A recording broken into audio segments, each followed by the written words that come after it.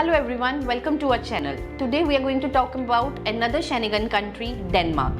So अगर हम Denmark की बात करते हैं तो डेनमार्क को बहुत सारे स्टूडेंट्स नॉर्डिक कंट्रीज में भी काउंट करते हैं एंड इनको स्कैंडिनेवियन कंट्रीज का भी पार्ट माना जाता है।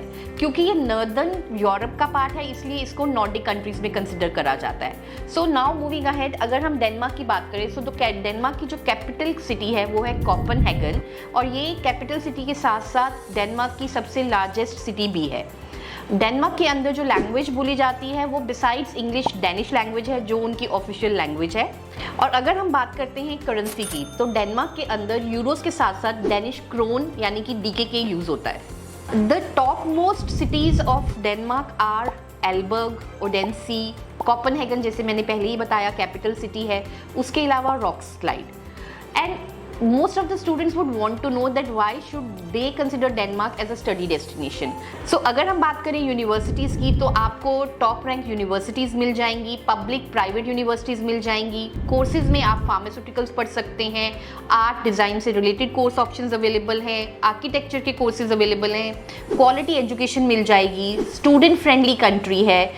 ट्यूशन फ़ी जो है in comparison to the other European and western countries बहुत अफोर्डेबल है। स्टे बैक ऑप्शन बहुत अच्छी है। एंड इसके अलावा Denmark is ranked as the second happiest country in the world.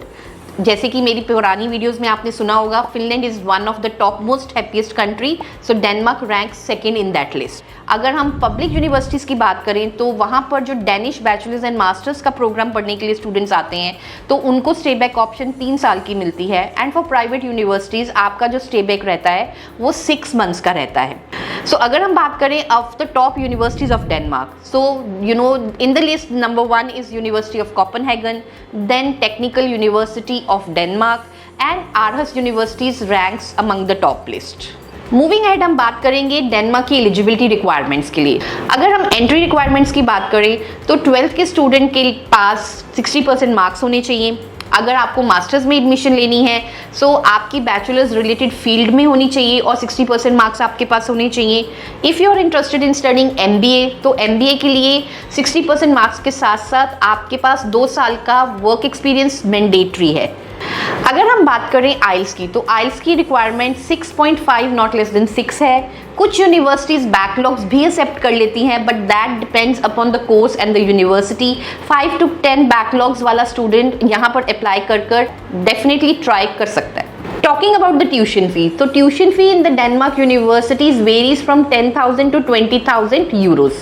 So अगर आप भी डेनमार्क को एक स्टडी डेस्टिनेशन के लिए कंसिडर कर रहे हैं सो गिवन नंबर्स पे आप हमें कॉल कर काउंसलिंग सेशन बुक करा सकते हैं और else feel free to come and visit us at any of our branches in Panchkula और कुरुक्षेत्र।